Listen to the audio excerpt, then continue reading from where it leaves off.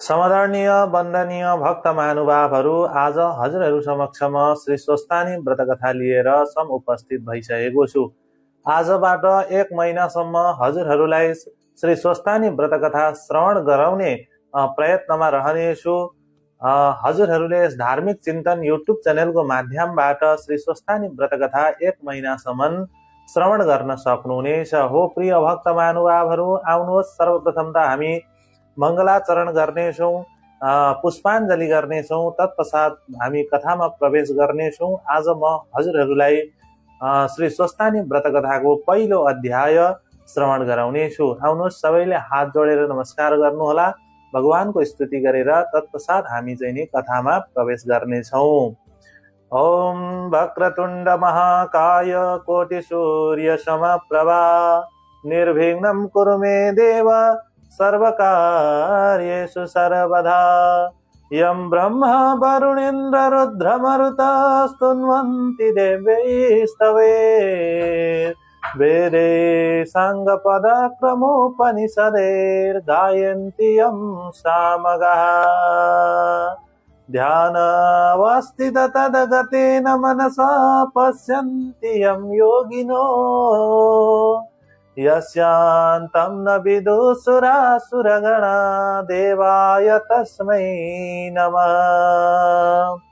श्रीमच्चन्दन चर्चितोज्जलवपु शुक्लाम्बरा मल्लिका मालालङ्कृतकुण्डला प्रविलसन्मुक्तावली शोभिता।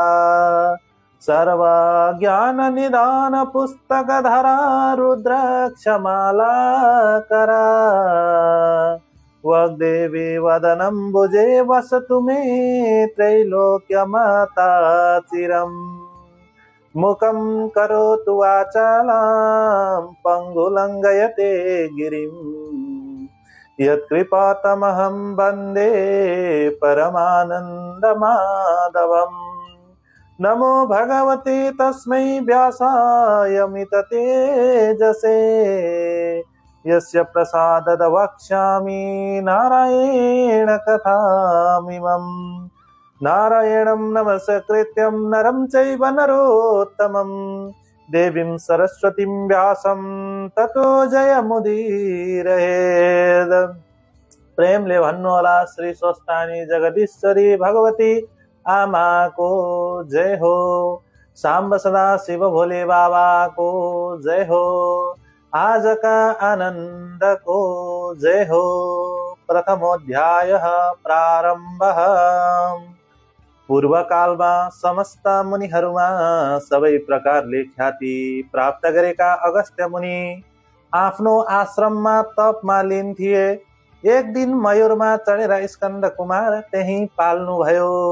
अगस्त्य मुनिले देखेर सम्मान साथ आसनमा बसाली स्वागत सत्कार गरिसकेपछि नम्र वाणीले सोधे, हे कुमार, यो संसार कसरी सृष्टि भयो, यसको विषयमा जान्न इच्छा भयो। मलाई कृपा गरी आज्ञा भए आफूलाई धन्य सम्झने थिए। अगस्त्य मुनिको प्रश्न सुनेर कुमारजी भन्नुहुन्छ, हे मुने, तिमी एक चित्त भई सुन, म तिमीलाई सृष्टिको क्रम सुनाउँछु। यो सृष्टि प्रारम्भ हुँदा पहिले परब्रह्मा परमात्माको इच्छा स्वयं स्फुरण हुन साथ त्यही इच्छाले प्रेरित समस्त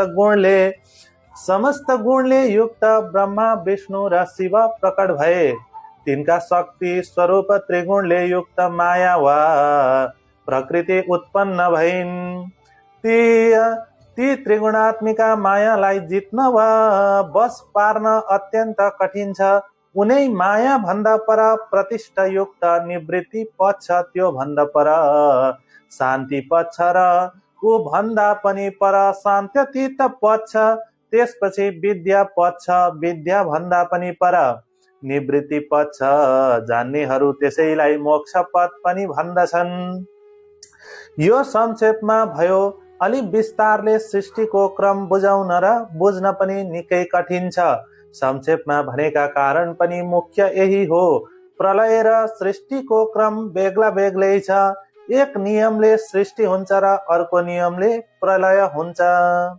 जो त्रिगुणात्मिका माया छन् जो त्रिगुणात्मिकः माया शान्ति शान्त्यतीत शान्ति विद्या प्रतिष्ठा र निवृत्ति आदि पदमा रहन सक्दिनन्। माया भन्दा पनि टाढा रहने जो अव्यक्त छ त्यो आत्मामा विद्यमान छ।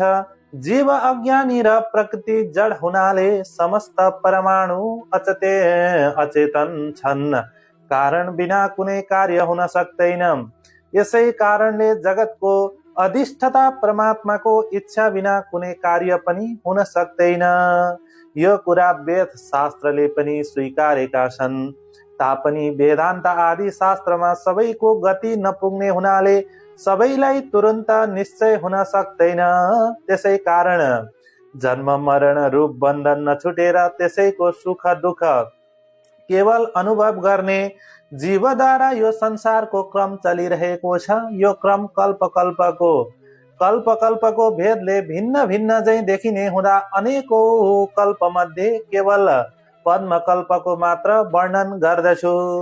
ब्रह्मा विष्णु शिव एक हुन्। यिनमा सानो र ठुलो भन्ने भेद छैन। हे मुने, सृष्टि गर्ने चतुर्मुख ब्रह्मा, पालन गर्ने विष्णु, संहार गर्ने रुद्र हुन्। विष्णु र शिवका आयुको अवधि वा प्रमाण छैन। ब्रह्माको 100 वर्ष परमायु कहिन्छ। उनको प्रथम 50 वर्षलाई परार्ध भन्दछन्। 100 वर्ष पुगेपछि उनको पनि नाश हुन्छ वा प्रलय हुन्छ। प्रलय भएपछि समस्त संसार र यसमा रहेका वस्तुहरू केही रहन्नन् अनि ईश्वरद्वारा अर्को सृष्टि क्रम आरम्भ हुन्छ। त्यो नयाँ सृष्टि पनि अगाडि जुन क्रमले चलेको थियो सोही प्रकारले चल्न थाल्दछ।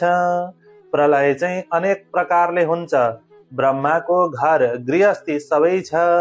उनले पनि खानु सुत्नु पर्दछ। उनी बस्ने लोकको नाम सत्यलोक हो। प्रातःकाल हुँदा उनले सृष्टि गर्दछन्। उनको एक दिनमै सत्य त्रेता द्वापर कली 4 युग 72 पल्ट घुमिसक्छन्। रात परेपछि प्रलय गर्दछन्। त्यही क्रमले जब ब्रह्माको 100 वर्ष पुग्दछ तब महाप्रलय हुन्छ। त्यसै महाप्रलयपछि फेरि पहिले जस्तै रजगुणले युक्त ब्रह्म उत्पन्न गराए। अहंकार र पंचमहाभूत ज्ञानेन्द्रिय कर्मेन्द्रिय र पंचतन मात्र शब्द रूप रस गन्धले युक्त एउटा अण्ड उत्पन्न हुन्छ वा बन्दछ। त्यो अण्ड ब्रह्ममय हुनाले त्यसको नाम ब्रह्माण्ड रहेको हो। त्यही अण्ड फुटेर 2 भाग भएपछि एक भागको प्रकृति र अर्को भागको पुरुष बन्दछ। त्यसैबाट प्रथम सृष्टि चतुर्मुख ब्रह्मा भए। पालन गर्ने अनन्त कोटि ब्रह्माण्डका स्वामी विष्णु भए। संहार गर्ने महारुद्र भए। यिनैले यो सृष्टिको कार्य निर्वाध गतिले गर्दछन्। जसको इच्छाले त्यो अण्डको उत्पत्ति हुन्छ। त्यस परमब्रह्मा परमात्मालाई त्रिगुण गुणातीत चतुर्व्यूह अनादि अजन्ममा हिरण्यगर्भ प्रजापति आदि भन्दछन्। सुमेरु पर्वत समुद्रको बीचमा समस्त जीवहरू गर्भाशयमा बालक रहे जस्तै रहेका छन्। सूर्य चन्द्र ग्रह नक्षत्र आदि पनि त्यही सुमेरुको चारैतिर स्थित छन्। निराकार आकाश पनि त्रिगुणात्मिका माया र पंचमहाभूतले बेरिएझै भई आकारवान अर्थात् एक रूपबाट अर्को रूप देखिन्छन्। तर त्यस आकाशलाई राम्ररी विचार गर्दा आदि मध्य अन्त्य नभएको अनादि अनन्त परमेश्वरको लीला मात्र हो। यो संसार नै भ्रान्तिको रूप हो। किनकि कुनै ईश्वरको इच्छाले सृष्टि स्थिति संहार हुन्छ। धागोमा दाना उनी झैं यो संसार परब्रह्ममा उनिएको छ। अनन्त कोटि ब्रह्माण्डको गणना गर्न सकिन्न। जति ब्रह्माण्ड छन् उति नै ब्रह्मा विष्णु शिव चन्द्र सूर्य इन्द्र दिक्पालहरू भिन्न भिन्न छन्। जस्तै स्वप्नमा देखिएका अनेकौं सुख दुःखको अनुभव जागा हुनासाथ केही पनि रहन्न। त्यस्तै यो मिथ्या अनित्य संसारको सुख दुःख पनि स्वप्न जस्तै छ।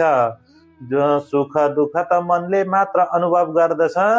त्यसको भागी जुन मन हो त्यसलाई आफ्नो वशमा राख्नु नै ईश्वर प्राप्तिको मुख्य बाटो हो भन्ने कुरा पण्डितले राम्ररी बुझ्नु पर्दछ। हे मुनि तिमी पनि एकाग्र मनले तपस्या गर, अवश्य सिद्धि मिल्नेछ। मैले यो सृष्टिको क्रम संक्षेपमा सुनाए। अब दोस्रो अध्यायमा पद्मकल्पको वर्णन गर्नेछु, ध्यानपूर्वक सुन। इति श्री स्कन्द पुराणे केदारखण्डे माघ महात्म्ये कुमार अगस्त्य संवादे श्री स्वस्थानी व्रत कथायां सृष्टि क्रम वर्णनामं प्रथमोत्सव। प्रेमले भन्नुहोला श्री स्वस्थानी माता को जय हो। सांब सदा शिव भोले बाबा को जय हो। ब्रह्मा विष्णु महेश्वर भगवान को जय हो। भक्तर भगवान को जय हो। प्रिय भक्त महानुभावहरू, आजको पहिलो अध्याय समापन भइसकेको छ। भोलि फेरि हामी दोस्रो अध्याय लिएर हजुरहरू समक्ष उपस्थित हुनेछौँ। आउनुहोस् अब पुष्पाञ्जली गरौँ, तत्पश्चात हामी विश्राम गर्नेछौँ।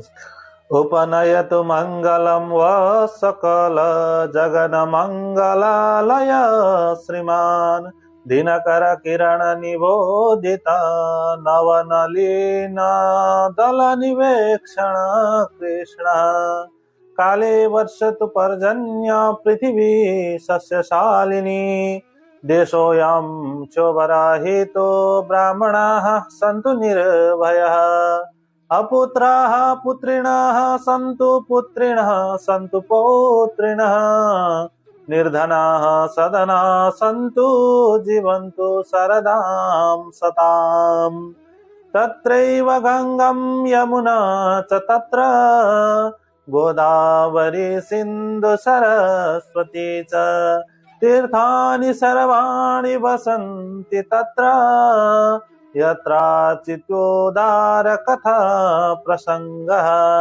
या कुन्देन्दु तुषारहार धवला या शुभ्रवस्त्रावृता या वीणावरदण्ड मण्डितकरा या श्वेत पद्मासना या ब्रह्माच्युत शङ्करा प्रविविधे देवैः सदा वन्दिता सा मां पातु सरस्वती भगवती निःशेषजाड्यापः कायेन वाचा मनसेन्द्रियैर्वा बुद्ध्यात्मना वा प्रकृति स्वभावद करोमि अद्य सकलं परस्मै नारायणायेति समर्पयेत्। श्री स्वस्थानी देव्याः प्रणमस्तु। श्री स्वस्थानी जगदीश्वरी भगवती आमा को जय हो। सांब सदा शिव भोले बाबा को जय हो।